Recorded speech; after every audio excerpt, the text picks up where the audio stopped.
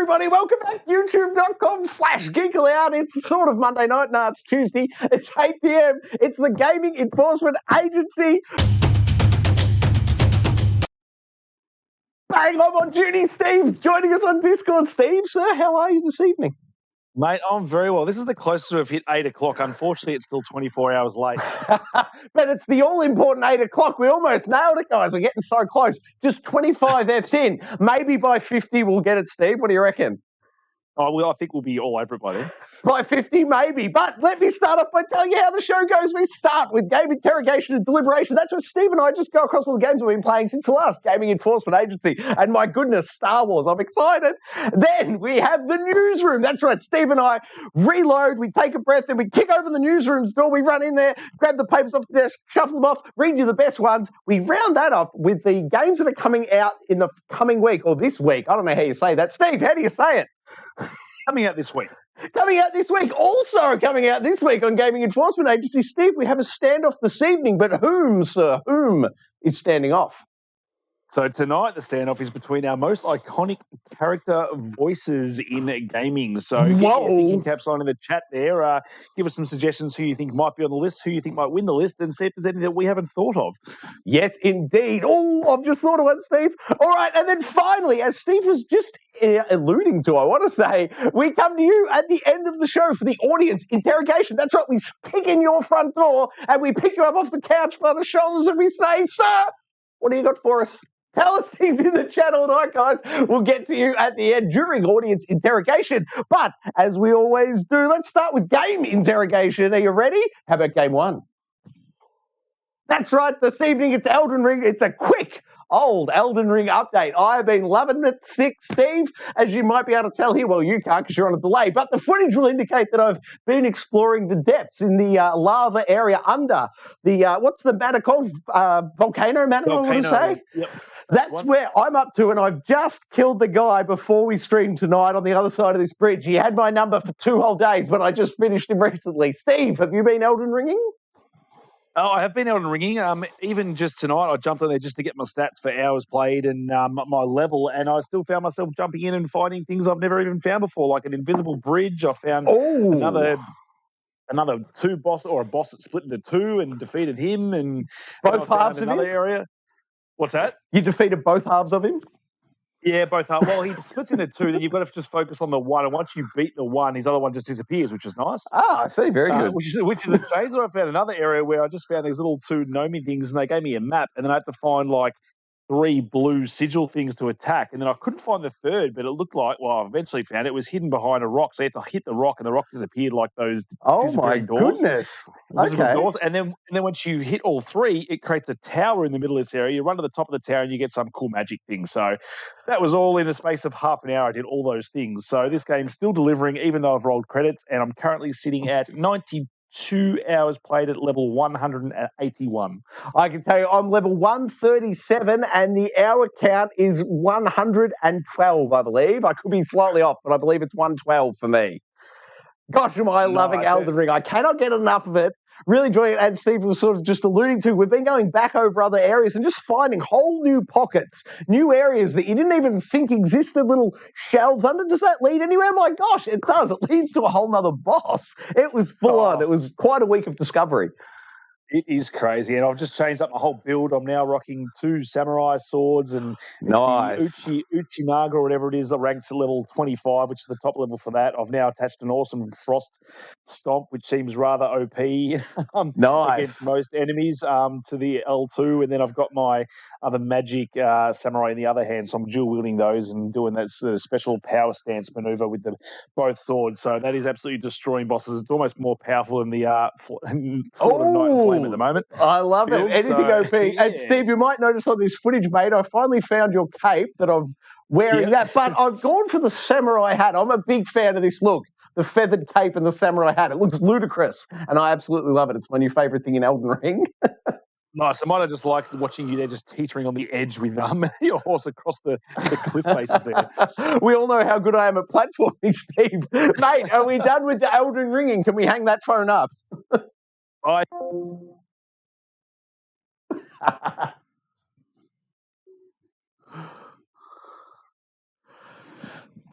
Yeah, I was going to say, Steve, I got another 3 bosses for you, mate. Whenever you're ready, fire on up. Woo! You're on. I love it. Perfect. We do need to stream tomorrow morning. That's right. We stream live Wednesdays, Friday morning, 10 a.m. Thank you, Steve. Game 2 this evening is Weird West. And I got to say, I knew nothing about this going in. I went in totally dead cold, and I was enamored by this opening cutscene. The graphic style, it's subtle, it's nice, it looks indie, and it is indie, but it's done so well. Whoever the art director is, tip of the cap to you. You've absolutely nailed it. It feels Old West. Like, I don't know, Steve, do you think they're leaning on Red Dead Redemption 2, or am I just such a big fan of Red Dead Redemption 2 that even like the subtle look here is correct for me?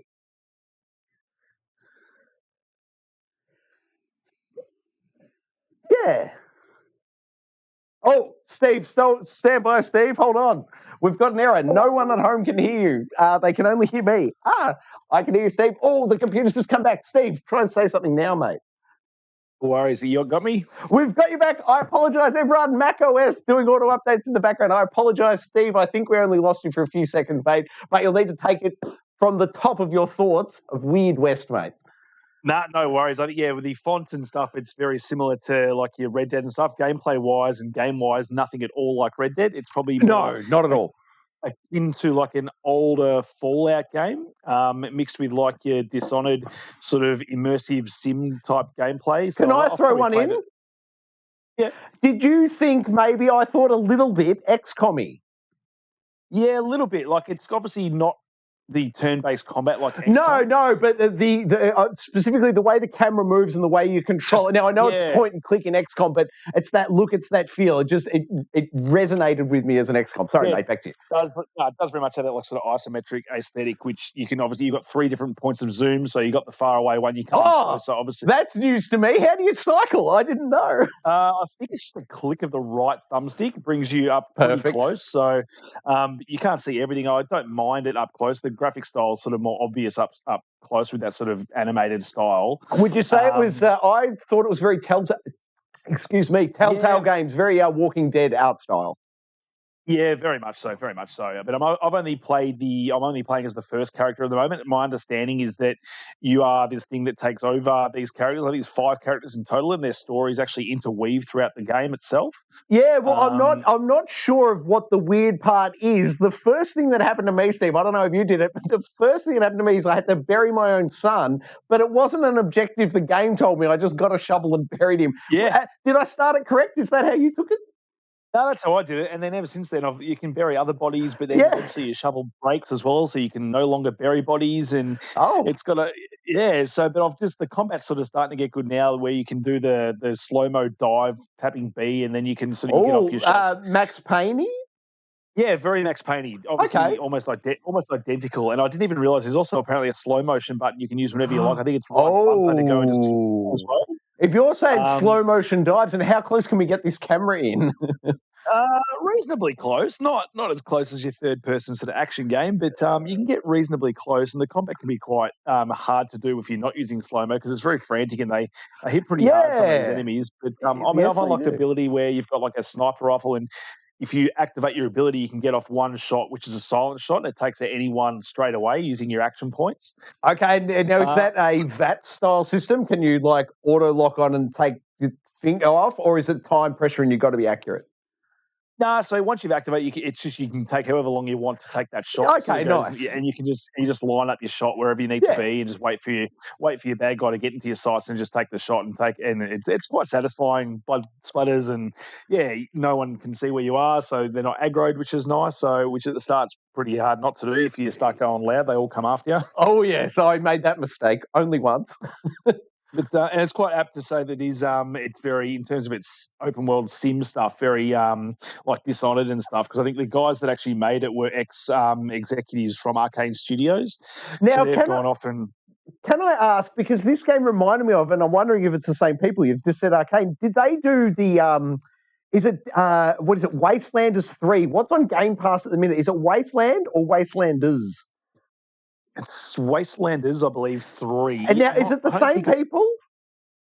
Don't think so. This is a smaller indie company made by the two ex-Arcane employees. I'm trying to remember what I think it's Wolfeye Studios, so I don't think that's the same studio. And this one was actually published by Devolver Digital, who published quite a few of these sort of smaller indie games. So yeah. I'm not sure. Well, but it's very, again... Sorry, I was just going to say, mate, briefly, the reason I asked was just if anyone last month, I played the Xbox, what is it called? The rewards. What's the monthly rewards, the monthly quests? The Xbox Quest last month, they had one to get 3 kills in Wastelanders 3. And it's the only reason I had Wastelanders for a reference, but I put it on and tried it, man. I put half an hour into that game and couldn't get 1 kill. I got to say, if anyone else tried Wastelanders last month because of that, this game is a way, way, way better version of Wastelanders 3. I'm so interested in playing this game just because for half an hour, Wastelanders 3 kicked my teeth in. Sorry, I think I just confused the two titles. Wild West has grabbed my attention. Sorry, Steve, back to you.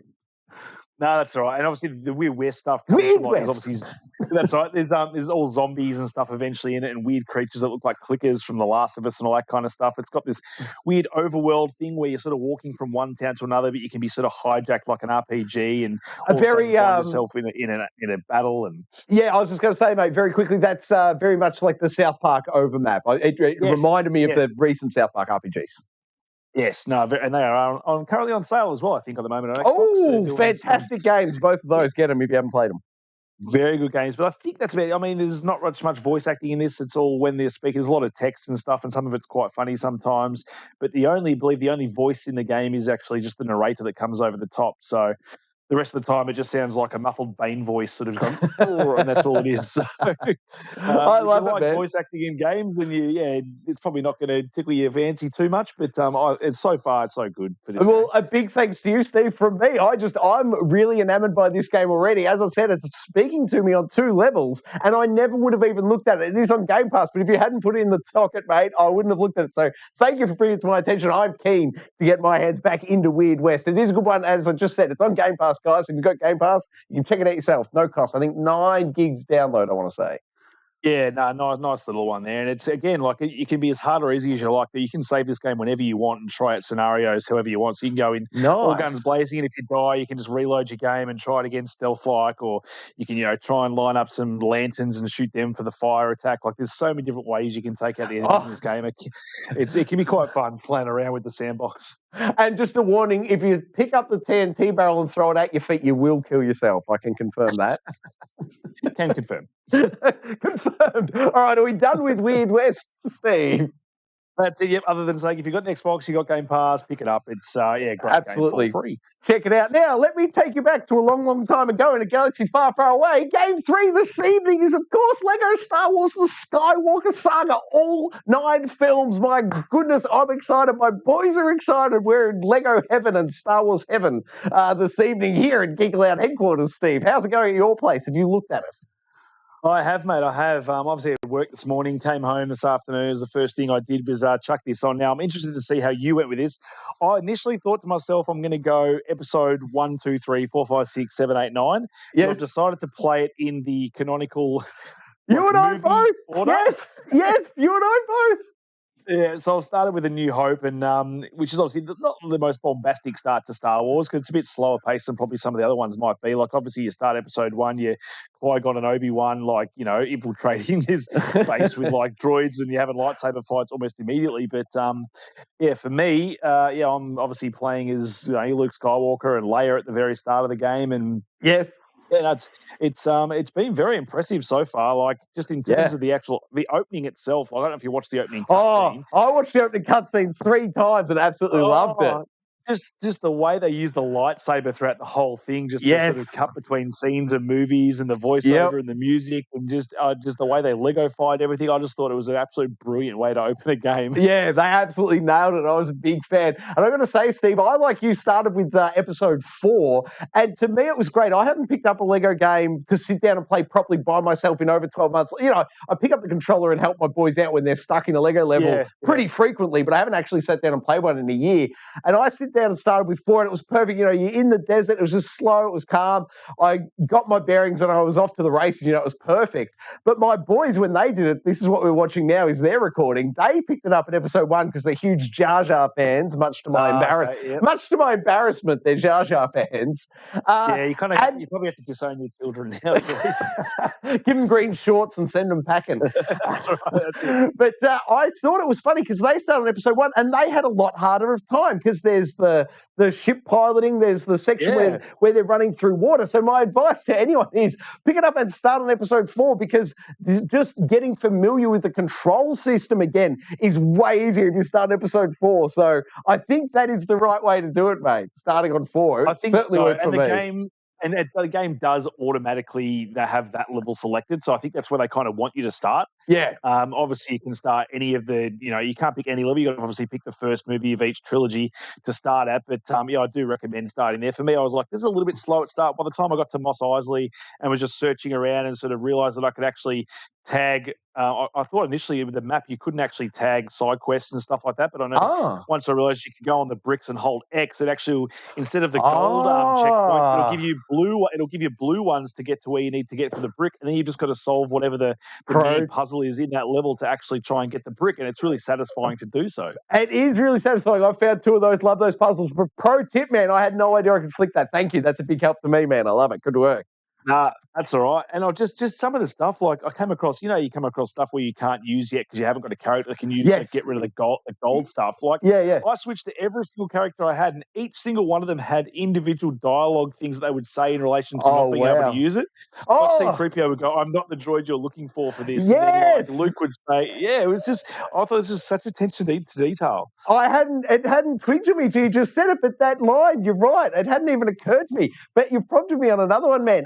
Originally, I just want to give everyone a heads up. It's not the obviously original voice cast. And initially, for the briefest moment, I was really upset when Luke Skywalker wasn't Mark Hamill. But I just want to everyone stand down for a minute. It's okay. Because they've done so many scenes where they just rush the movie forward by like 5 minutes. And they sum it up with a one-liner from one character. Like Luke just goes, he says, like he loses his family, but like 5 minutes of the film, he just goes, let's move on. Or so he throws the binoculars in the air and walks off. Yeah. Like they have so much fun with the story. They don't, they're playful with it, but they're also respectful. So even though the voice actors aren't who you want, the way they've written the dialogue and the way they fast forward the story is so funny. They've got complete, license from me. Do what you want with the voice actors. If you're going to be that funny with it, it's fine. So push past the initial pain, but then how funny are the one-liners in it, Steve? They've got some great writing.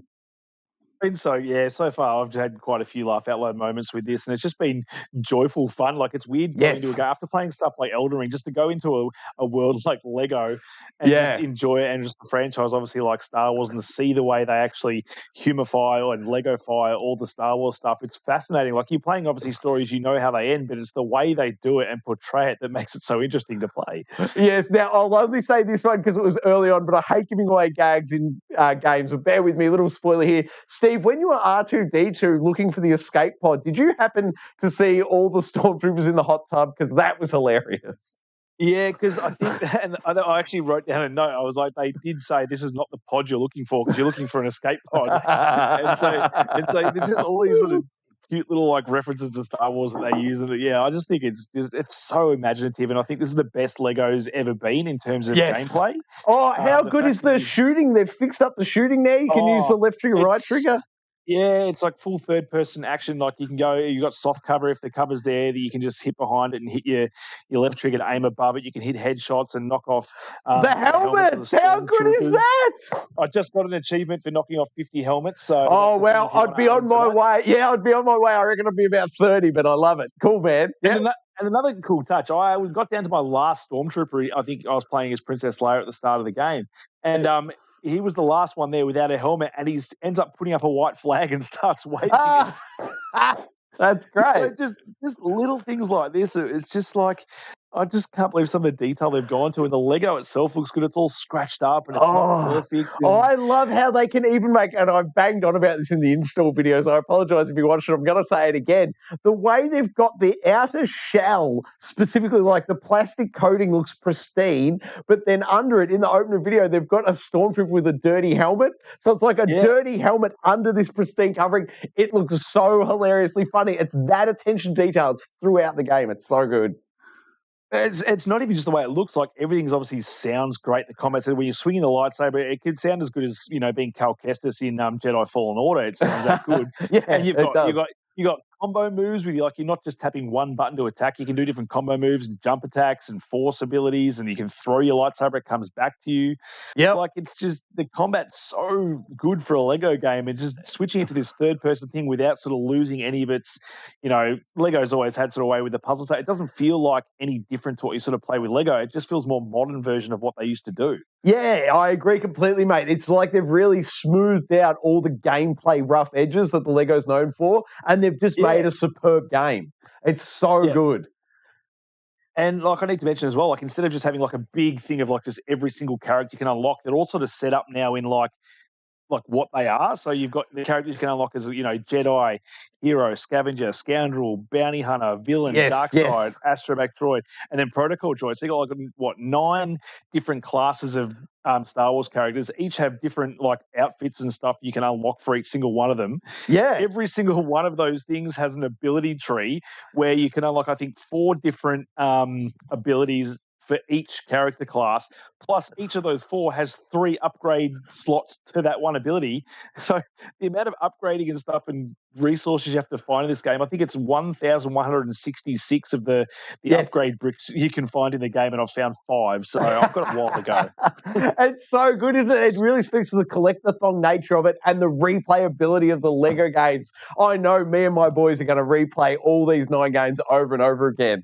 It's so good. I'm so excited to dig my teeth into it. As I said, they're playing with it. It's lighthearted. It's fun, but they're doing it respectfully. So I am such a big fan of this. If you like Star Wars at all, this is definitely a great game for any Star Wars fan. Even if you don't like the Lego games in the past, or Telltale Lego games haven't done it for you, I think this game is done so well with the lore, so respectful, so quick. And as we were saying, they've really massaged the gameplay mechanics, taken the rough edges out of it. This game is ready for prime time, I reckon, Steve. Everyone could get behind this. If you like Star Wars, of course. Oh, I think so too. I really like the hub areas and stuff they've got. There's a lot of stuff to do within those hub areas. Plus, I mean, you can obviously just streamline. So do you want to go to start the story? You just go to these little moments. You have these stories.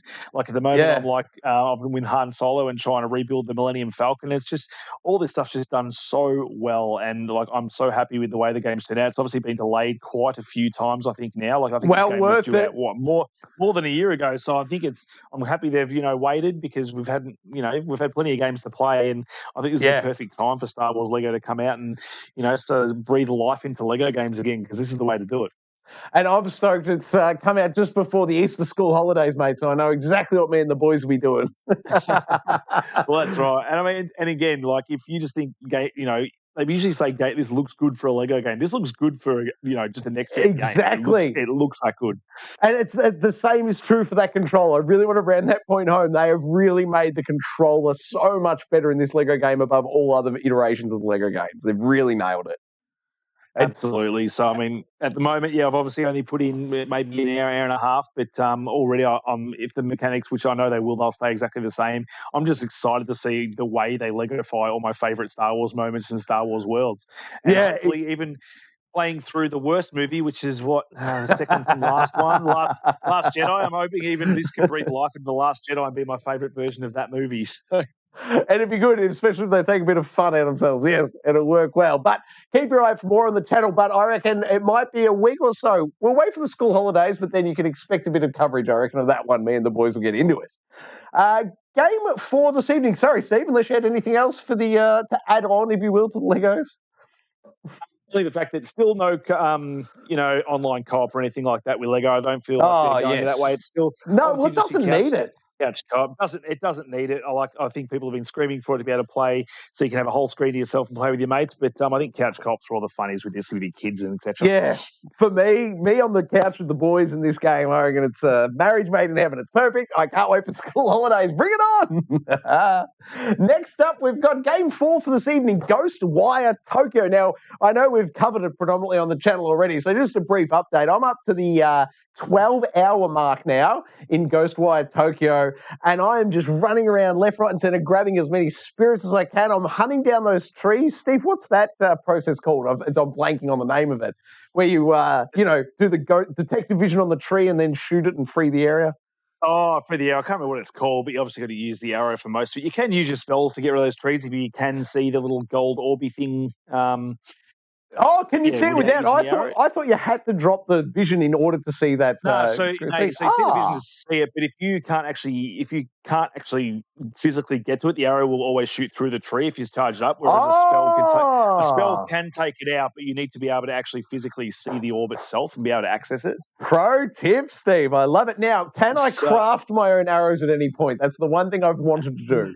Nah, you've just got to go to the store and buy them from the cats. But it's the one gameplay change I'd make, be able to craft arrows. Sorry, mate, what were you saying? Have you updated your ability to carry more of them? Because that does help. Yeah. I've expanded the quiver to, I don't know, whatever it is, 12 or 16 or something now. Yeah, I've fully expanded it out.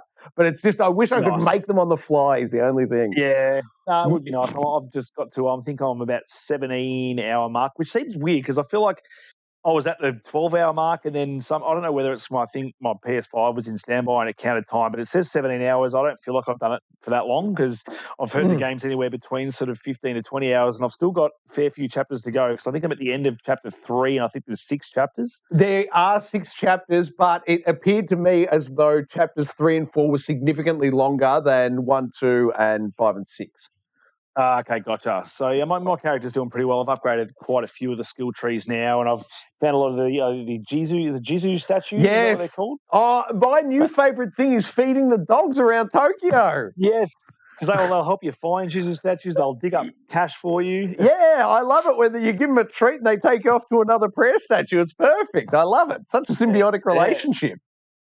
Oh, it's nice. And I'm up to like a boss fight now where I've only got my arrows, so I've kind of noped out at the moment because this thing's huge and it says to hide from it, and it's giving me sort of Evil Within vibes. I'm just like, I don't really know what to do, so I need more time to sort of settle into it and have this boss fight. But it's pretty impressive, some of the stuff I've seen. Like, I've been just through this whole level where the whole world was changing around me, similar to like a Control thing did when you ran through and you had that sort of song, that awesome song. Yes. One of the best moments in gaming I've had recently.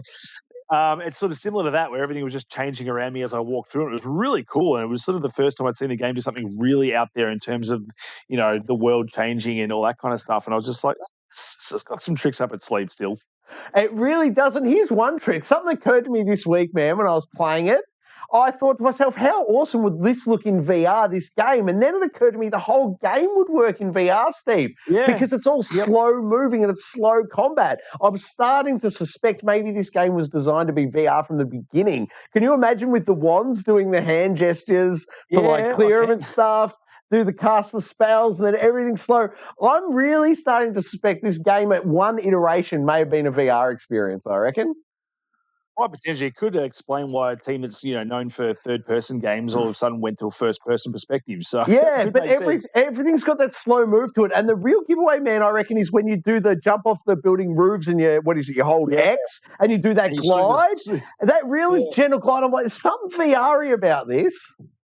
Yeah, no, very true, very true. I wouldn't be surprised. I'm going to call it, Steve. At the launch of the PlayStation VR 2, we're going to get a vertical slice of Tokyo Ghostwire. I'm not saying they're going to patch the full game, but I reckon they'll give us a small section of Tokyo to VR experience in. I'm calling that for the launch of VR 2. My only thing against that is that because Bethesda owns it and Xbox will obviously get this game eventually, does that mean very true. Still come out on PlayStation? I don't know. That's a great point, man. But as we've discussed in the past, the PC Game Pass does have 6, 7, 8 titles of VR. No, there is a little bit of stealth support for VR in Game Pass already on PC, man. I wouldn't rule it out.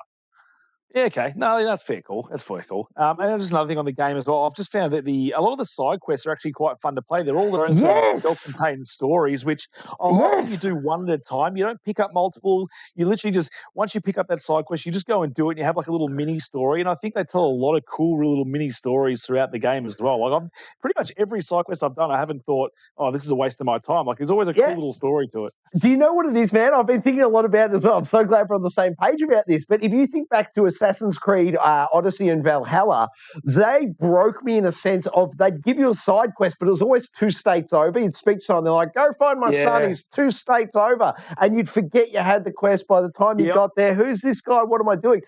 All that is null and void on Ghostwire Tokyo. You get the quest giver is standing right next, or almost, very close to the instance in which you're going to be doing it, and they're always short, sharp missions, highly enjoyable, well written. They do some, freaky, turn the room on its head, have paintings move, all the rest of it. And then you pop back out, you see the quest giver. It's all one and done inside 5 minutes, and in a tiny little area of Tokyo, they have made like tiny little bite-sized side quests. They've done it beautifully.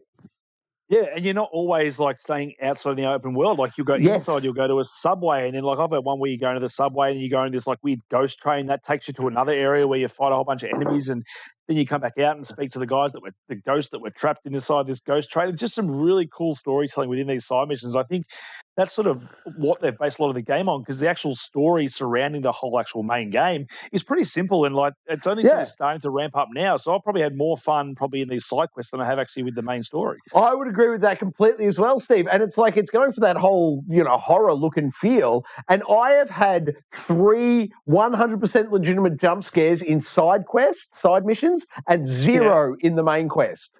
Like, I really think some of their side story stuff is better than their main story stuff. It's wild. Agreed. Like, admittedly, it is ramping up now where I'm in terms of story and sort of character reveals and stuff like that. So sorry, mate, if I can. If I can jump in, I'm only halfway through chapter 2.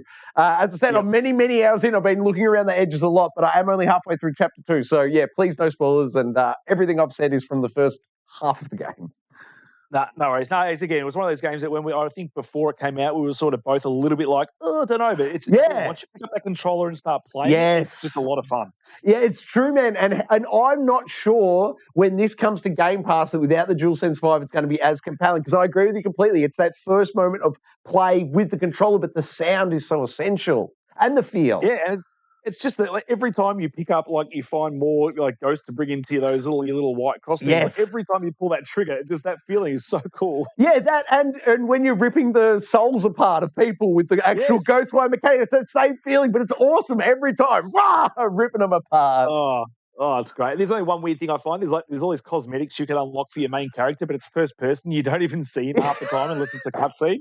It's so ridiculous. I actually unlocked because it's obviously Bethesda. I unlocked the Fallout outfit, like the onesie. I didn't know that was the thing. Is that like a DLC or is that in the game somewhere? Can I go and find that? It was unlocked in the game because it was one of the side quests. It's like unlock Fallout outfit. But the weird thing, I'm looking at all my outfits. I'm like, it's not here, but you have to.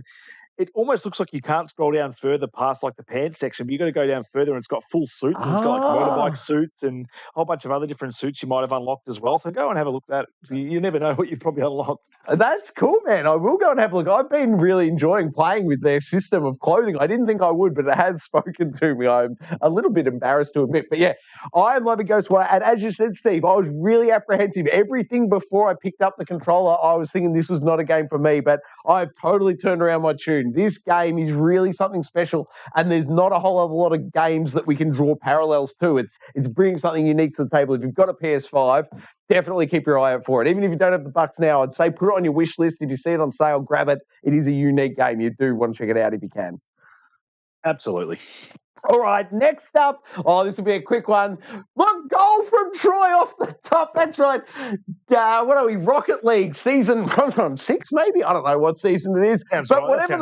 Season 6 of Rocket League is amazing. I'm absolutely loving myself sick. And I just basically want to tell everyone, if you haven't played it, get on there because I want to play more games. I want more players in the Rocket League atmosphere, ecosystem, I should say, because I need more challenges. I absolutely love Rocket League. That game is going from strength to strength. I absolutely love it. Steve, I'm 1 trophy away from 100%ing all the DLC and the main game, and this one trophy stands between me and completion. I love it. Now, does this have a platinum? It does. Oh, I achieved the platinum many years ago, but they've got they've got like 12 DLC packs, and all of them have like 6 different trophies in them, and I've got all of them but one. All of them but one. Which is the one you still need? Well, it's a club match. I need to be playing against another 2 people on it. Like, it needs to be me and someone on my club versus someone else and someone on their club, and then I need to score a goal, and then that'll be the dream complete. Is that something I can help you with? It would be amazing if you could, Steve. I didn't think you'd ever offer. What's the download for Rocket League? Can't be too hard. I want to say it's around the 24 gig mark, 26 gig, somewhere around there. Oh, geez, that's way more than I thought it would be. Oh, well, there's like, 12 arenas or something, a lot of music, and look at the visuals, and it's, come on, it's 26 gigs of goodness, solid goodness. Have I mentioned it's free to play? It is free to play. Okay, fine, I'll download it. Yes, we have a winner. All right, then finally this evening, not a winner, is Halo, the TV show. Over to you, Steve. So we did have an agreement that we were supposed to both watch these episodes, every week and then review it, but that's okay. I've done my homework.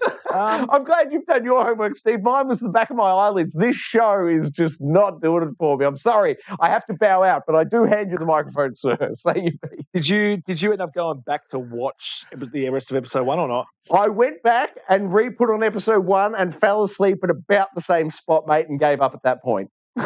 All right, so you don't need any ASMR videos anymore. You just need to put Halo episode 1 on your Outlook a light. So you're good.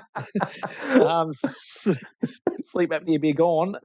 So now episode 2, I quite liked it. It was nowhere near the moments they had from the episode 1 with the action. It was more of a, tell Chief's story. He had his helmet off for predominantly the whole episode. It wasn't right to the end where he chucked it back on, but then only to have his whole suit taken off as he went back to Dr. Halsey. So it was kind of like they went back in time for a little bit and showed his relationship with another Spartan when they were going through the camp. And then they obviously utilised that in the present day where he sort of escaped with the young female from the first episode, and it left her with him. So I don't know, like it did develop Chief. It's a bit weird that one of the other Spartans on the Chief's crew acts more like Master Chief than the Master Chief does. Oh, really? He's like the tough, grunty one that doesn't say a whole lot. And he's the badass that like held a grunt up by a pole last episode. But I see where they're going. And hopefully, this is just a good episode that sets up the rest of the show. They've done some good stuff with the main antagonist and how that's going to play coming forward. And they did mention the Halo ring and stuff during this episode. So maybe we get Halo ring a little bit earlier than the final episode of the season, which is what I initially thought was going to happen. So if they can sort of whet our appetite a bit there, they've sort of gone a bit more about Cortana, and Dr. Halsey's created a clone of herself at the moment, which is not Cortana. It's just a full-on body clone, and that's sort of how the episode finishes. But does that remind you a little bit of a recent game of Halo Infinite by any chance? As in with a clone where you have, it's different because they haven't created Cortana yet. There's the whole AI program she's trying to do, which is apparently supposed to control the Spartans more so than they can already be controlled. So it's taking some liberties with the Halo games, and obviously it's trying to tell its own story. So I'm still intrigued. Like I'll still be sort of watching the episodes as they come out. I think it's usually 5 p.m. on a Friday for us. So I'm still intrigued by the show, and I'll keep watching it. But obviously a bit slower pace this week. I'm not sure how non-Halo fans would take it. Maybe they take it better because, they're not used to this character being Master Chief being the way he is in this show. So maybe they might enjoy it more. I don't know. Who would you pitch this at now, do you think? Would you think it's better to be well entrenched with the game series, or is it a better TV show to like introduce you to Halo before you play? Oh, it could go. It depends how you look at it. It could go either way. Like, obviously, I enjoy this. Like, obviously, the first episode was more enjoyable because they're using the weapons from the games. You see the sound effects and the enemies and stuff is all from the games. But now I think it's almost like this would probably be a better onboarding thing for the game. Like, you're watching this, but then it's going to be weird going into the game, where the Chief doesn't take his helmet off and there's not that character development where you're seeing this character develop as the time goes. So I don't know. It could be a bit weird either way. So I think both things stand alone quite well. I'm not sure how well they work as a whole. Is that to say you don't expect there'll be the Paramount Plus Halo version as Battle Pass unlocks in the next season of Halo Infinite? Oh, no, there's a news story coming up soon in the news, which is spoilers, but there'll be crossovers both ways as far as I'm concerned, and they'd be mad not to, but I think the game itself needs to do something soon because people are getting a little bit annoyed. Oh, yes, they are. So, Steve, the Halo TV show, I am keen for you to tell me, mate, the week you think that they have nailed it in gameplay. Because I'm not hearing anything that says they've nailed the visual representation or experience of gameplay on screen yet. We haven't seen that. Would you agree? Not overly. There's sort of slices of it in that first episode, and that sort of main first scene and stuff. But now I think they're just sort of trying to build the characters. I think which you kind of have to do in a TV show. You can't just go straight into all the action stuff. I agree completely. Well, that's the very problem with the first episode. They went straight into the action and lost me. I'm like, give me a character. Where's something? Yeah, that's right. So I think the second episode does slow down a lot, and it's a lot on character and story development in relation to what happened in the first episode. So that's where I don't mind episodes like that. If it does lead to something in the whole product itself comes together as a whole, I'm happy with that. I'm happy to have slow episodes. The Witcher was the same. Like, you'd have really great episodes, and you'd have an episode you might consider like a 5 or 6 out of 10. But if it sets up the whole story as a whole, I'm fine with that. Yeah, definitely. So, no, I'm happy with what I've seen so far. The special effects in this episode, it seems like a lot more of the budget's gone to a lot more of the space stuff and spaceships and asteroid fields and stuff like that, because it does look quite more expensive and higher quality than some of that first episode stuff did. So it'll just be interesting to see sort of how that spreads out over the whole season and where the budget's gone, because you can definitely sort of tell over these first 2 episodes where most of that budget has sort of gone. Yeah, nice. And it's 10 or 12 episodes, the full run, do we know? Oh, that's a good question. I'd have to look it up. I can't. I thought it was 8, but I just know that season 2's already been greenlit, so I can do a quick look if you want to start us off with the next segment. The next segment, do you by any chance mean the news segment? Let me find it. I do. I've got it. It's right here. You have the right to remain newsworthy. All right. I've gone to the end first. Here we go. The news. How does this show work again? All right, first up this week on the news from GameSpot, PlayStation will reveal Spartacus, its Game Pass competitor, very soon to put. Does this feel like last week's? I feel like we had a story that had all the details up on it. No, we didn't. They hadn't announced it yet. There was speculation about what was going to happen, but this has been the official reveal of Spartacus and what it's actually going to be doing. So they've announced their 3-tier approach now to their service. So it's obviously no longer called Spartacus. It's just called PlayStation Plus, and you've got your 3 options: Essential, Extra, and Premium. Indeed. Which for me, they're all kind of confusing because you go, okay, yeah, Premium, that's good, but is Extra got more than Premium? And then Essential, is Essential the essential one that I need because it's got everything? Like, they're all a bit of confusing words for me in terms of the packaging. So I think the person that was in charge of doing the Dirt 5 graphics and performance labeling has been re-employed here to do this. Yeah. So I believe the Essential is just you being able to play online. Your Extra is kind of like your PlayStation Plus now. Mm-hmm. And then Premium is going to have, I think, PlayStation 1, PlayStation 2 games and PSP, whereas the other one's going to have like PS3 games available, streaming and stuff like that. So yes. I find it a little bit convoluted having the 3-tier thing. I would have thought like a more of a 2-tier approach. Like, one's just your plus, and then like Xbox, you got your Game Pass and you got Game Pass Ultimate. So that just keeps it simple. I don't know. It could go either way. What do you think? I mean, I think the 3-tier, it potentially could be a marketing thing where they go, most people are going to go for number 2 because 3's more expensive, and that's the way they get a lot of people to go above the number 1 option and to pick number 2. Whereas if they only had 2 options, they might be like, I want the cheaper one. Maybe this is a way to get the consumers to spend more money just on that level 2 tier. I don't know. That's a very interesting thought, man. I hadn't considered the positioning in that sense. From my mind, I don't understand the appeal of any of it. I feel like Sony have way overinflated the value of their own back catalogue. To my mind, what they should have done was had the current price is the top tier and includes everything, and then do 2 tiers below it and strip out multiplayer and strip out back compat, but only charge them like $6 a month for it, if you know what I'm saying.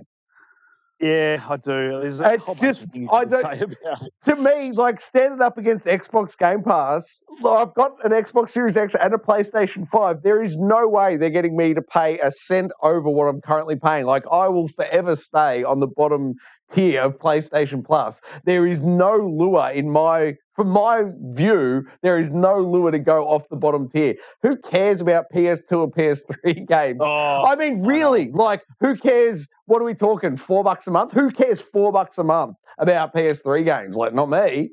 Like, what are they talking about? Like, at least Xbox gave us old games, but then gave us your 4K 60 bumps for those. So it's like making something old new again. Yes. This is just playing old games on a newer console. It's like, I don't understand. Like, nope, it's a swing and a miss from me on Sony on this one. And I remember joking with you last week or the week before, man, we were saying, like, what's going to be Microsoft's response when Sony finally announced Spartacus? I don't think Microsoft has stopped laughing in order to get a response together. I don't see this as a threat at all to Xbox. At all. If anything, this almost makes Game Pass look better. It does. I think you're right, man. All it's done is serve to make Xbox Game Pass appear so much more appealing. So here we go, Troy. I'll tell you what they all. So you got PlayStation Plus Essential. That's essentially is the same PlayStation Plus service that currently exists with no changes to current pricing. Includes 2 monthly downloadable games, discounts, save game cloud storage, and access to online multiplayer for most games. So wait. We've just got to acknowledge that they've ripped value out of that because you used to get 3 or 4 games and it's down to 2. Yep. So they've reduced the value but kept the price the same. Keep going, Steve. Yep. PlayStation Plus Extra. So this is tier 2. Yep. Is Essential benefits, adds a catalogue of around 400 PS4 and PS5 games that can be downloaded at any time while you're a member. It includes first-party and third-party games, but no new exclusives will launch into the service. So who cares? Not me. PlayStation Plus Premium, your most expensive option, which I guess is only going to be your hardcore PlayStation fans that are probably going to go for this. So see, now I used to think I was a hardcore PlayStation fan, Steve, but clearly with this, I've got to relinquish all claims and titleage. Keep going, sorry.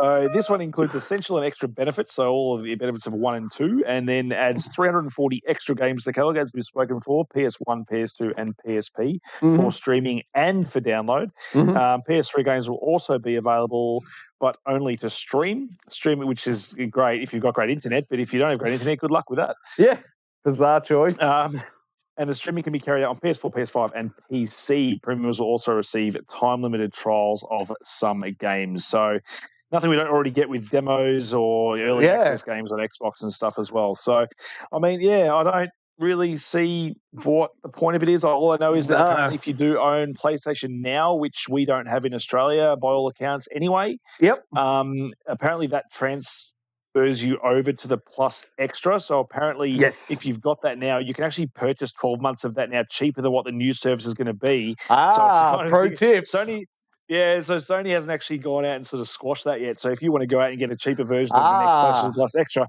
go out and load up on PlayStation Now and it'll transfer over to your PlayStation Plus Extra account. So now we know why there was all those news stories at the start of the year about those cards disappearing from retail. Yep. Well, that explains that. So they've announced it. It's there, but I'm not sure who's meant to care and I'm not sure who's going to be paying for it, but not me is the answer. Yep, same. All right, then moving on. Story 2. E3, digital and physical, has officially been cancelled, Steve. Now, we were streaming on the day and we thought maybe we'd been gotten by an April Fool's joke, but not the case. Yes. It's really gone, Steve. What do you reckon? It is really gone, mate. I think it's sad because I've been enjoying and waking up for E3s for God knows how many years now. Like, obviously, a bit different for us because we pretty much watch it always digitally anyway. So yes, yep. I never really cared if I was, watching someone on a stage or, just people broadcasting to direct game footage to my YouTube or whatever. Yeah. So I don't really mind that the obviously in-person stuff's gone. But I don't know, games are doing their own thing anyway now. Like people are having their own. Sony does their own thing all the time with their state of plays. Nintendo does Nintendo Direct. Yep. Microsoft has events. Like if they want to announce games, like they'll go do a full thing with Cyberpunk or whatever. And Microsoft do the Xbox Insider, like a monthly video. Yeah. But keep going. Yep. That's right. I mean, then Game Informer does their, monthly things as well, where we get game, insides well before the games come out. And then IGN has exclusives where they chuck up stuff as well. Yep. So, and then we've got Summer Games Fest that, last year ran the exact same time as E3, and it kind of could have just been seen as an extension of the thing. It kind of got a bit confusing because we almost had 2 months worth of, back-to-back stuff. And I think it could just be, if we could just condense that into one good show, then I'm more than happy. I don't really see it being an issue. Like people are saying it's going to be back next year. There's no chance E3 is coming back next year. I can tell you that. No, I think it's definitely gone now. Surely. It has to be. I think, what they do with Summer Games Fest now and Jeff Keighley, I think, he's got all the developers and all the, he's got his PlayStation, Xbox and Nintendo all on side. He's got all the third parties on side, I think, and he's going to be able to pull just as good, if not better show than E3 can, especially with the restraints of the ESA and stuff like that. So you don't have to worry about them anymore. Yeah, I agree, mate. Great call. Yes, unfortunate that E3's gone. It's, been a mainstay of the video gaming calendar for a long time. Sad to see it go, well, but you're right. Jeff Keighley will cover the whole. We'll be right. He will. I mean, the writing was on the wall when Sony pulled out, 2 years ago? Oh, 3? Was that 18 maybe even? Yeah, it might have been 2018, I feel. I think, as soon as one of your big three sort of leave E3, I think the writing's on the wall and it's sort of been downhill ever since then. So I'm hoping, Summer Games Fest will keep us, ready to go in June, hopefully anyway.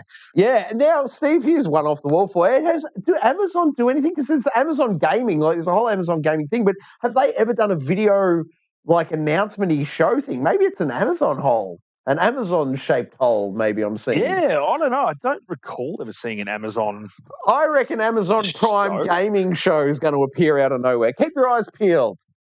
I reckon. There you go. You never know. I reckon it's not a bad call, Troy. Amazon Prime gaming show. Look out for it, middle of the year, I reckon. All right, next up, from GameSpot, Halo Infinite will get content inspired by the TV show. Steve, I didn't see this headline coming, mate. What can you tell us?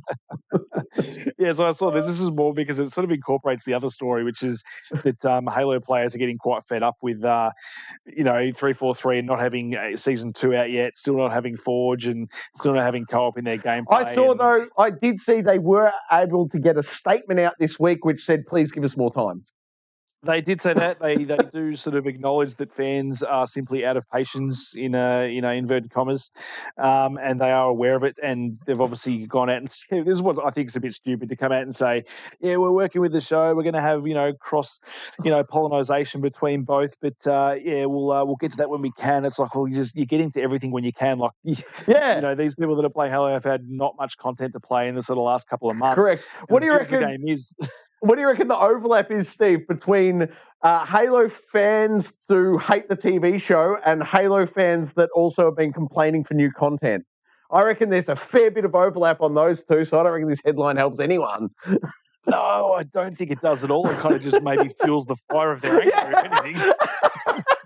It's like, what you were angry before, here's that other thing you hate that we're doing. Have some more of that, boys. Here's some fuel, get that fire stoked.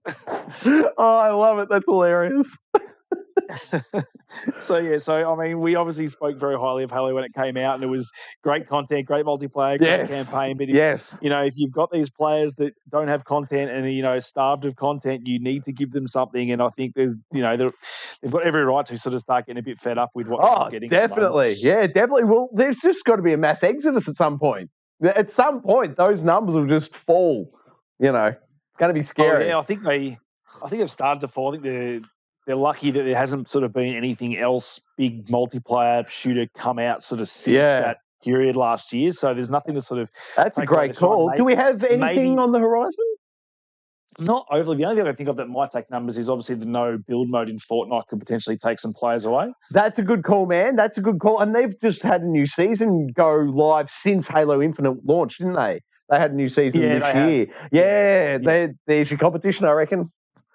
Yeah, so I mean, I've obviously played a lot more Fortnite multiplayer recently than I have Halo, and it's been wait a minute, Steve. I've been jumping into. Yeah, wait a minute, Steve. Now you got to put up the numbers, mate. How many victory royales have you had in the last week? The last week, probably. Wait a minute, folks. He's got to take his shoes and socks off. How many? Seven? That's 7. That is impressive, Steve. I don't reckon I've had 3 in my entire life. So 7 in a week, mate. Great work. I'm doing pretty well. I even jumped in. I did a duos Victoria with Bully the other night. Nice work. We played one game. We were like, let's jump off Elden Ring, play one game of Fortnite. We managed to hit the Victoria. So not a bad effort by us. Perfect. I love it. All right. Story 4 for this evening. The Legend of Zelda Breath of the Wild 2 has been delayed to 2023, Steve. Another big wait. Hold on. Yeah, I know. It was on the cards. I never expected this game out this year. Kind of hopeful that it would, but we hadn't sort of seen a whole lot from it since the last time they showed it. I think they did give us a little bit more footage with this announcement of the delay just to try and keep us a little bit happy. I didn't even watch it because it's just a little bit. I probably wouldn't have been able to recognise what was different from the last trailer they showed. Yeah, and a bit of salt in the wound. You just don't need it. Yeah, pretty much. Just more, just stoking those fires again. Now, Steve, can I read some tea leaves? Tell me what you think about this. Is the real headline here Switch 2 delayed to 2023? See, I had this thought as well. I'm like, maybe I reckon that it's going to launch in line with a Switch Pro or something like that. Yeah, so is the game actually fine and ready to go, and it's the hardware shortages they're waiting for? They're like, hold on, delayed to 2023, we'll have more stock. Well, there's that. And it's weird because you remember the first Breath of the Wild actually didn't run too well initially on the Switch. So it had a lot of frame rate trips and it took quite a few patches before they even fixed it. And even then, there's still moments, I think, in the main forest area where the sword is. Where it still drops frames. So, and I'm assuming this game is much bigger. And looking at what we've seen so far, it's kind of looking Elden Ring-y in the fact that it's got your main Hyrule. It looks like it's got a section in the sky and potentially even underground Hyrule as well. So, the old underworld, upside down castle. The old upside down. So I think I think it's big, and I don't know whether they're scared it's not going to be able to run properly on the current Switch, and they need that hardware to actually run it properly. So I don't know, but it's sad that it's coming out next year. But I mean, we'll probably still be playing Elden Ring by the time the end of the year comes around anyway. So well, they'll almost have the Elden Ring version ready to launch on the Switch in a year. They probably will. But take all the time you need for Zelda. Like, again, not in a hurry. I prefer games to come out complete and ready to go, and then come out and obviously have another Cyberpunk on our hands, because obviously that game I've been playing a bit this week. I didn't chuck it in our game wrap up, but I've been playing a fair bit of the new patch, and I'm loving that game. How good does it look? How good does it look, Steve? It's so good. Like, it's so pretty, and again, it's another game that feels really good in the controller with the haptic feedback on PlayStation 5. And have you noticed all the updated advertising in World? Yeah, I have. It's really cool. It's a bit full on, some of it, isn't it? It's very full on. Yeah, it's not PG rated, that's for sure. No, they finally slotted the X in. They did. The only thing I still want to knock on that, and I have been looking it up to see if they're going to do it, and apparently CD Projekt Red has said they are looking into it, is for trophy migration from a PS4 to PS5. Ah, very good. Very good. Because it seems a bit annoying and superfluous to be going around doing all my side quests after finishing the main game, unlocking trophies when I still essentially have to play the whole game again to get the trophies I got. So it's weird. I kind of want to chase the platinum for it, but there's no real point because I don't really want to play through the whole story again. I'd rather just pop all those trophies and then go after the platinum. Makes perfect sense, man. Makes perfect sense. I agree. So you're holding off officially, or are you just going to keep dabbling around the edges? I'll keep dabbling because it is fun to jump into that world. I do like the world they created there, and it looks pretty now, and it plays really well, and it hasn't crashed on me once since the update. So, Perfect. I love it. All right, story 5 this evening from GameSpot again. New Monkey Island game announced 31 years later. Steve, I never played the first Monkey Island. How about you? I think I dabbled in it. It's a point-and-click adventure. Wait, sort of art style. Now that I've said that, wasn't there like 1, 2, and 3 originally? Is this like the fourth game? Yeah, something like that. But I feel like they said something about this being a sequel to either 2 or 1, with pretending the other ones didn't exist or something. I don't know if it's in this article or I read it or heard it somewhere else. But apparently it's coming out this year, so a lot of people are excited. I actually saw quite a few people popping off in the in my Facebook just saying that they were happy that the Monkey Islands, so they're all sort of similar age to myself. Yes. And they were excited that this thing was coming back. So, I mean, by all accounts, it looks like it's the original developer of the game and everything. They've been working on it in secret. So if you're a fan of Monkey Island, as far as I know, these games have always been quite funny, and that's actually the way you battle, I think, is talking in with humour and all that kind of stuff. Was Tim Schafer, I feel like Tim Schafer was involved in the original ones. Is he involved in this one? Do we know? I thought he was as well, but then everything I've read, I haven't seen his name pop up anywhere. Maybe I'm totally wrong then. I could have that totally wrong. I was going off a 30-year-old memory. Because there was the Telltale did a Tales from the Monkey Island in about 2009, I think. Right, yep. As well. So it's sort of been here and about and there, but it obviously hasn't come from the original developers. So, I mean, this could be interesting. I think a lot of people will play this. I mean, it's got Game Pass written all over it as far as I'm concerned. Do you think we'll get a remake or re-release of the original one prior to this? Oh, I reckon. What, you can pre-order bonus? Pre-order this? No, I'm saying just thrown into Game Pass as a wet your whistle type situation. Oh, yeah, I could see that happening as well. I reckon this thing's probably primed for Game Pass, and I would be very surprised if we don't see it there, and then Sony can release their shit service and not release it. And everyone can ignore it. Did you happen to notice, mate, I think was it's not Wild West. What's the one from today? What was game 2? Weird West? Weird West. Was that Devolver Digital as well? I'm seeing a very Devolver Digital evening. It was published by Devolver Digital, yeah. Devolver Digital all across Game Enforcement Agent this evening. And they do a lot, Devolver. Like, you'd be surprised how many of these indie games come out that are Devolver Digital published. There's a lot. And Devolver Digital are tight with Game Pass, aren't they? A lot of the Devolver Digital games are in Game Pass. So I think we're onto a winner here. Game Pass folks, sit back, rub your hands. PlayStation folks, sit back and keep scratching your head. Yep. What happened to our service? All right. Story number 3, Troy. Yeah. They cut my leg off and they want to charge me more for it? I don't understand. All right. Story 6. Sonic 2 starts strong at the international box office and the US debut. Steve, I think they're talking about Australia. It's certainly been out here. And do I remember correctly, Steve, were you possibly seeing Sonic 2? I did. I went and saw Sonic 2 on the weekend. Tell me things. How was it, buddy? I'm keen to see it, but I know nothing. Did you like the first one? I loved the first one. Well, then you're going to love this one. It's just, it's bigger, it's badder, it's more bombastic. It's more Jim Carrey, I'm hoping. There's a lot more Jim Carrey. And he's overacting best again. Fantastic. Made in the shade.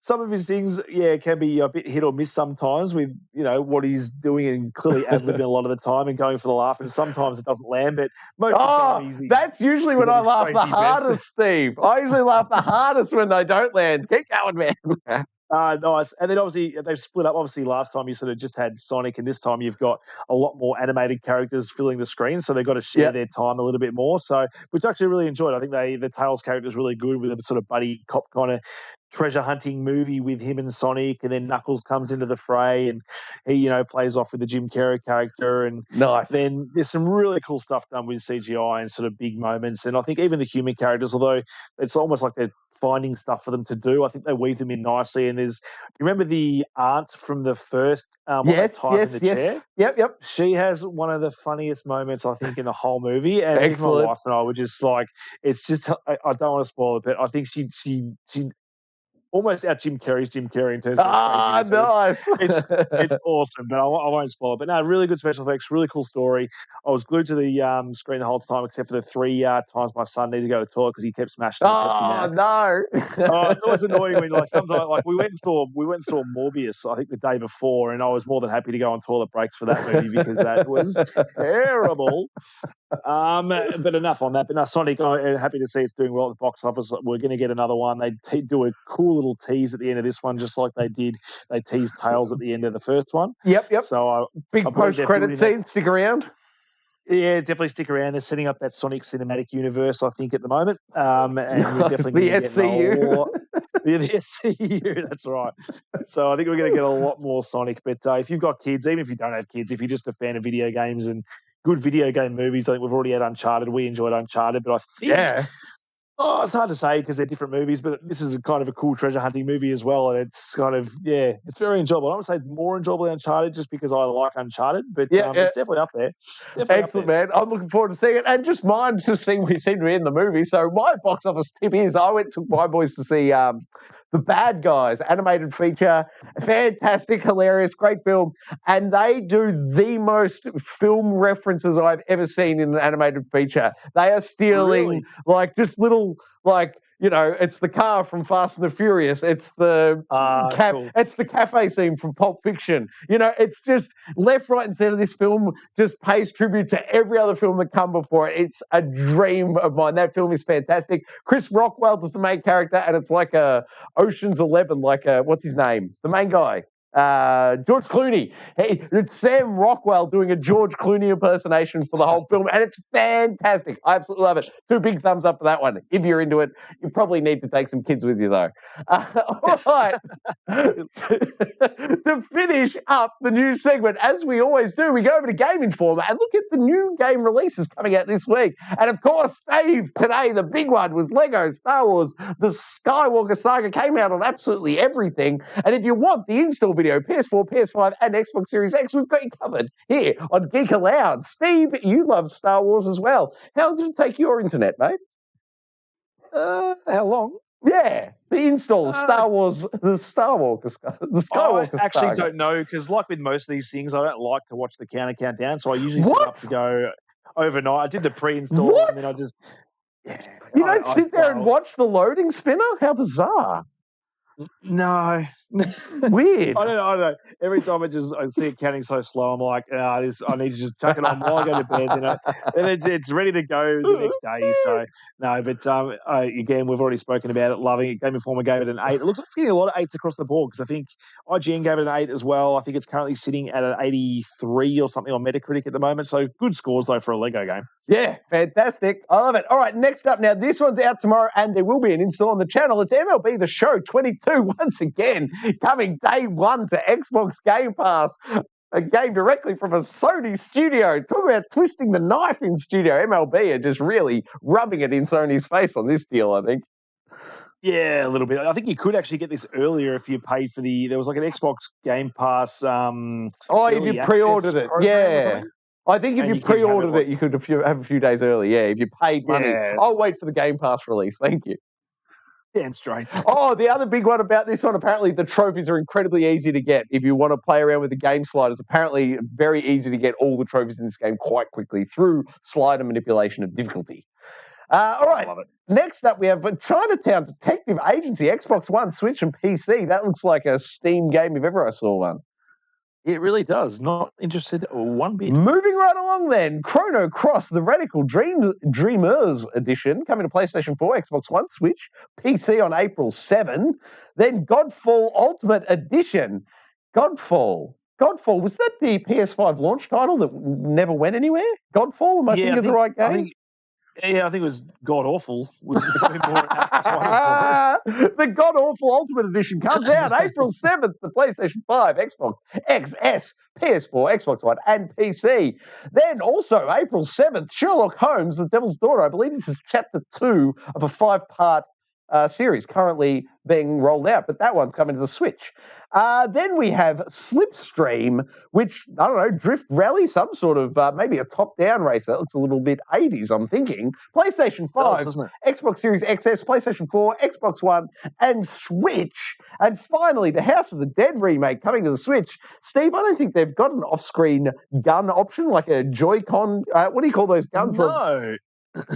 Why bring House of the Dead remake in if you don't have a gun off screen? I don't really understand what's going on there.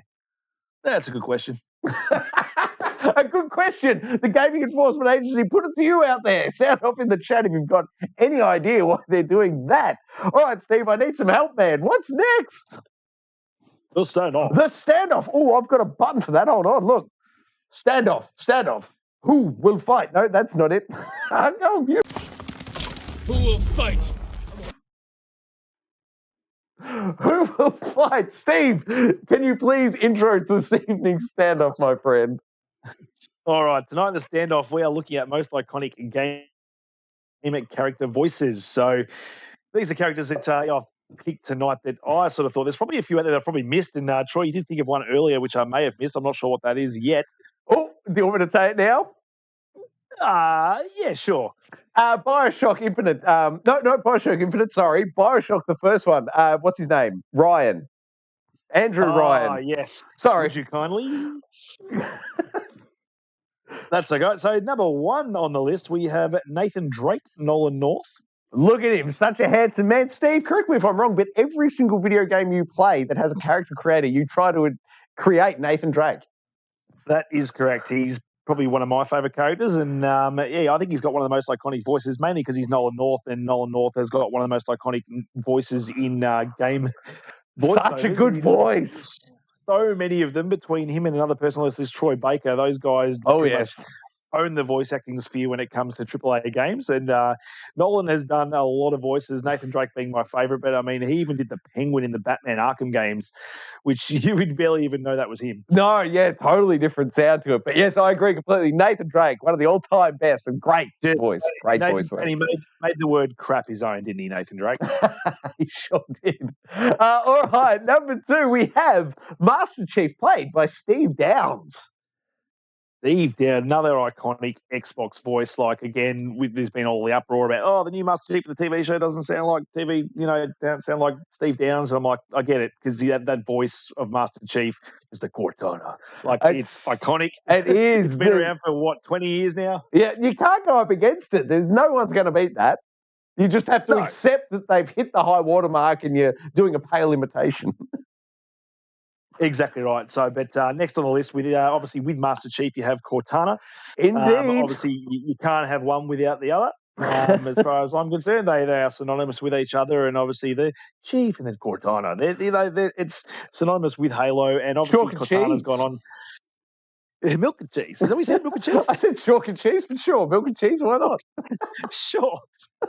You need milk to make cheese? I don't know. Either way, Cortana, she obviously is now she's in the voice. She's the voice of people's mobile phones and stuff. She's you say, Cortana, tell me this on your phone nowadays. She's like the yep.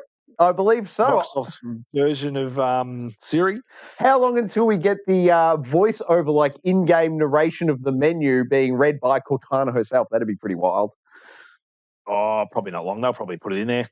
Oh, yeah, certainly. With AI and algorithms and all this, surely it can be done. That's right. So we can almost put those two together as, Master Chief and Cortana being synonymous with each other. But, both very iconic Xbox voices. Indeed. Next up, Steve, we've got Kratos, Chris Judge, boy. So just as, Nathan Drake made crap his word, Kratos, just the word, one word, boy. So good. It's just that whole character played by Chris Judge. Like, he made, Kratos never really had a character until the 2018 God of War. Yeah, he was just this guy that yelled a lot and... Yeah, just angry. Yeah, just angry all the time. It was just one note, whereas Chris Judge just made this character his own. And, it's obviously not as old as some of these other things and as iconic, but I think... moving forward, obviously getting another God of War, I think in years to come, we're going to remember that Kratos and especially that boy. Yeah, 100%, man. Gone down in gaming history. That is a genius move. Man, Chris Judge is so cool. All right, next up we have Kevin Conroy for the Batman, Steve. Kevin Conroy, obviously, I reckon he's almost my favourite Batman in terms of voices. He's done all the animated stuff, and then he came into the games. And even going back and playing the games now, I just love the gravitas in his voice when it comes to Batman and playing Bruce Wayne. I just think he's the perfect Batman voice. I love him. I agree completely, mate. Yes. Wouldn't be the same without him. I'm pretty sure he actually didn't do Batman for the spin-off one with the guys that are doing the new... the new Batman. The Kill the Justice League? No, the other one. The one that's actually Gotham Knights. Gotham Knights. Thank you, mate. I was trying to picture the logo. It wasn't coming to me. So their Batman game, I'm pretty sure Batman was actually voiced by Troy Baker, I believe. That's controversial. In their game, didn't do a too bad job, but Kevin Conroy for me, iconic when it comes to those Batman games and Batman in general. So just one of those iconic voices. And to go with him, you can't obviously speak about Kevin Conroy's Batman without speaking about Mark Hamill's Joker. Woohoo! And we bring it full circle, I'll note, to Jedi Star Wars Luke Skywalker Saga out today. That's right. So, again, one of my favourite iterations of Joker, and it's just Mark Hamill. Weird to think that, if you go back and watch Star Wars, this young kid playing Luke Skywalker, that that same actor's going to be playing an absolutely deranged clown and do it so well. It's it makes those games like it obviously I think they elevate each other when they're playing off each other. Both Kevin Conroy and Mark Hamill. It's just like it's poetry in motion. Like I just like watching those two interact, and you wouldn't have any of those iconic voices without those two. Definitely, man. I agree completely. All right, next up on the list, it's Charles for Mario. Steve. I love that you didn't try his second name. Well, I blanked it. I'm like, you corrected me before we went on air, and then I totally blanked it. I'm like, I'll just move on. Over to you, mate. So, I believe it's Charles Martinet, obviously synonymous with Mario. And I know Mario doesn't say a lot, but could he be the most iconic, voice going out there? I think more people probably know it's a me than any of these other characters on the list. And probably don't even have to know what a video game is to know what Mario sounds like or who Mario is. Everybody knows that. It's a me, Mario. Everyone knows that, man. Gamer or not, I agree. Most iconic, definitely. Oh, it's just weird to think that all these other people have to actually put in really great performances. All have to do is say, "It's me, I'm Mario." And he's earning millions of dollars for that. Well done. He's done well. Well, I think we both owe him $5 now that we've said it, don't we? We probably do. All right, next up, David Hayter for Solid Snake. Snake! Another, obviously from the childhood playing Metal Gear 1, 2, 3, all voiced by David Hayter, whether it's Solid Snake, Liquid Snake. He plays a few different snakes, but then it was obviously Snake in the Grass. Snake in the Grass. They brought in Kiefer Sutherland, who didn't do too bad a job for the newest Metal Gear 5, but it wasn't the same as David Hayter. No, it wasn't. Now, did he ever go and record all the lines for number 5 so like a fan remake can happen with a great voice? Did that ever happen? Was that a thing? Can you imagine if he's just sitting there playing the game and just like every time Kiefer Sutherland speaks, he just records his own voice and just sends it to Kojima so he can make the game again? That would be so cool. Kind of just like Dinklage being replaced by Nolan North to play the Ghost in Destiny. It came from the moon, Steve. I should have put Peter Dinklage Ghost on it. He's pretty iconic as well, for different reasons. And next up, we have Troy Baker fulfilling the role of Joel in The Last of Us. Yes, another character, that southern drawl that Troy Baker does for Joel is, again, iconic now. We've obviously had 2 Last of Us games. Yes. And we're probably going to get a third. Whether it's got Joel in it or not remains to be seen. I'm probably going to say no. It's probably gone out long enough to not have to really worry about spoilers, but he's probably not going to be in number 3. You don't think they're going for the young Joel story, him and his brother as young lads? I would like to see the gap between, Last of Us 1 and Last of Us 2 and all that will happen, or even, just the stuff between the outbreak and then Last of Us 1 even. Yeah, well, what was that, like 15, 20 years or something? There's a big hole there. Yeah, they do. There's a big gap, so that'd be kind of a cool game to see. So I wouldn't mind, because obviously, Troy Baker playing Joel is one of those iconic voices now, and I would love to see him reprise that role and just do a sort of younger version of Joel, and maybe see that. But yes, please sign me up. I mean, I know a lot of these iconic voices seem to be like PlayStation games. I don't know. We've got a few. If we did the count, what do we got? 1, Troy Baker, Solid Snake 2, Kratos 3, Nathan Drake 4. Pretty even spread. It's not too bad. And I've just realised that I was on the wrong clapper, so no one saw the images. So I'm quickly battling through them. Here we go, Solid Snake. Joel, I'm here for the last one, though. Marcus Phoenix. Steve, sorry. Big hole in that one. Sorry, everyone. That was completely my fault. That's all right. Better late than never, mate. Joe DiMaggio's Marcus Phoenix, again, another iconic Xbox voice. He's be almost up there with Master Chief if they brought out a new game soon with just Marcus Phoenix. But just, again, the gravitas of this guy's voice as Marcus Phoenix is just unmistakable. I think that's the one thing the newer games, even though they've got a younger cast and stuff in there, you do miss a bit about being that main character of Marcus Phoenix, because he's a great character to play. Xbox Battle Royale All-Stars, will we see him reprise the role, Steve? Potentially. Well, he did show up as the dad of your character in Gears of War 4. I'm pretty sure. Yeah, no, I think you're right. Well? Oh, maybe? Yes, early. I want to say early. Don't you start at his house somewhere? Yeah, and I mean, I can't knock Gears 4 too much because my mate Leah McIntyre does play the main character of JD Phoenix. So if you're listening, Liam, you did a great job. John DiMaggio being your father, you've done well. Great work. All right, Steve, one more time, mate. I'll just go through them just to give people a chance to see the artwork. Once again, I apologize, everyone. One switch, so close. All right, so first up, we had Nathan Drake, Nolan North. Second up, oh my God, that is going to annoy me, Master Chief, Steve Downs. Then we had Cortana, Jen Taylor. Then Kratos, Chris Judge. Then Batman, Kevin Conroy. Joker, Mark Hamill. Mario, Charles, Steve. I'm going to chuck in a late ringer as well, just because I've read the chat, and I was going to bring it up afterwards, but Bully has actually chimed in with a decent one that I have forgotten, and it is a very good one. Who was it? Drop it in now, mate. Michael Ironside, Splinter Cell. Oh, of course. Sam Fisher. Simple once you know the answer, of course. It is another good one. I feel bad because a lot of these iconic voices seem to be males, and I did pick Cortana because she's a female, but I don't know what it is about just iconic male character voices in games. I did think it's maybe in the era that we've sort of come through with gaming, and a lot more of your female characters are coming through today in like today's gaming stuff, like with your Aloys and all that kind of stuff. So, yeah, and Tiny Tina. Check back with G.E.A. in 15 years, and you'll see this list vastly different. That's right.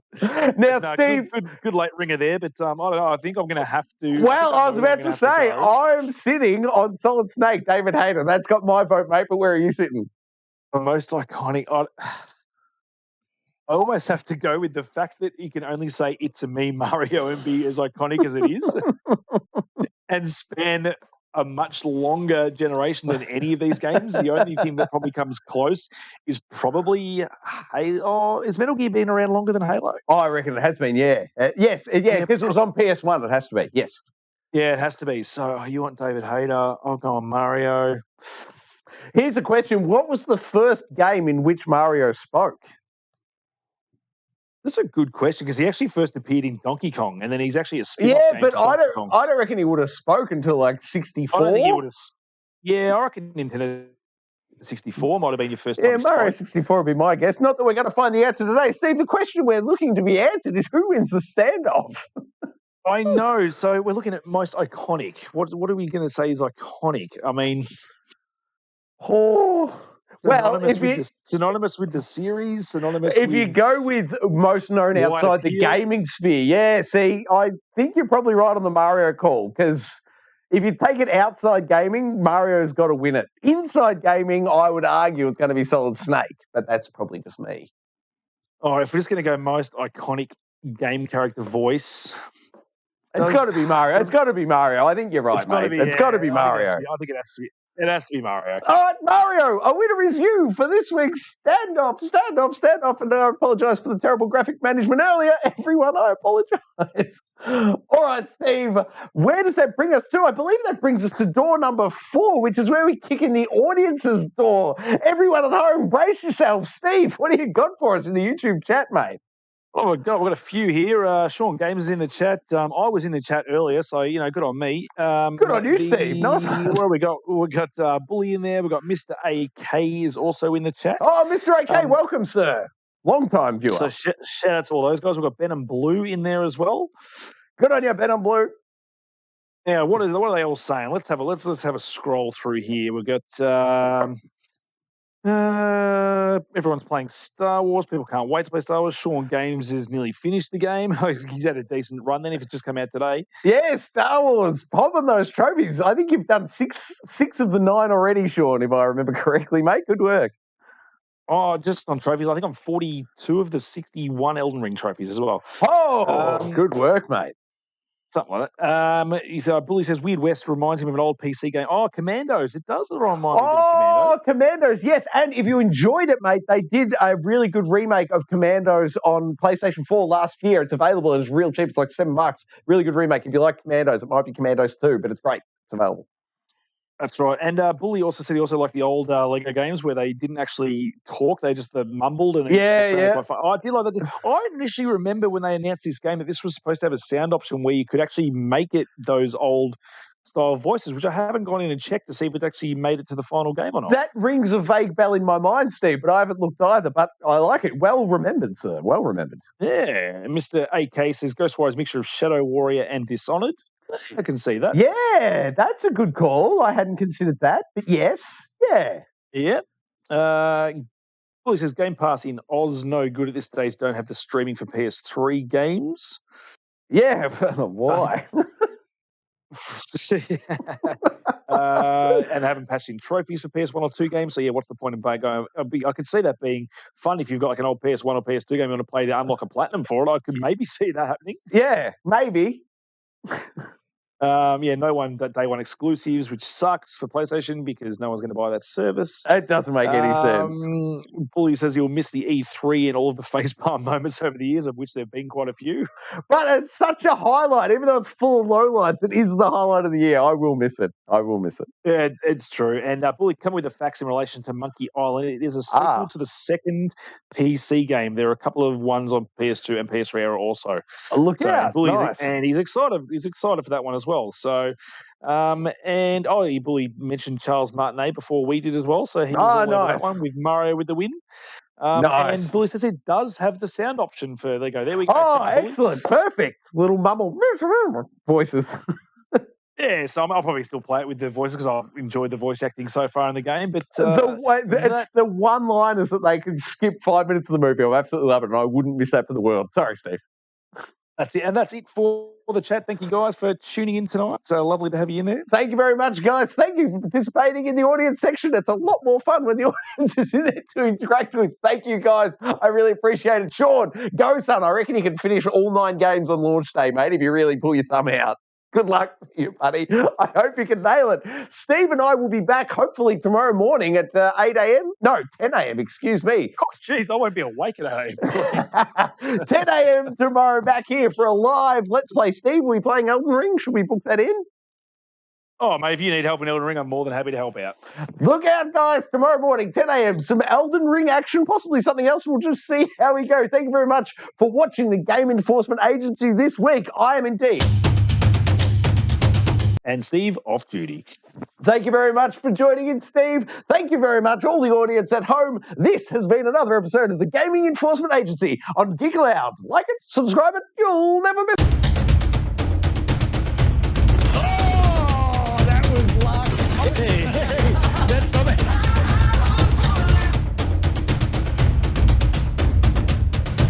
I love everything about it. Ooh. Old Uncle Donkey. Donkey.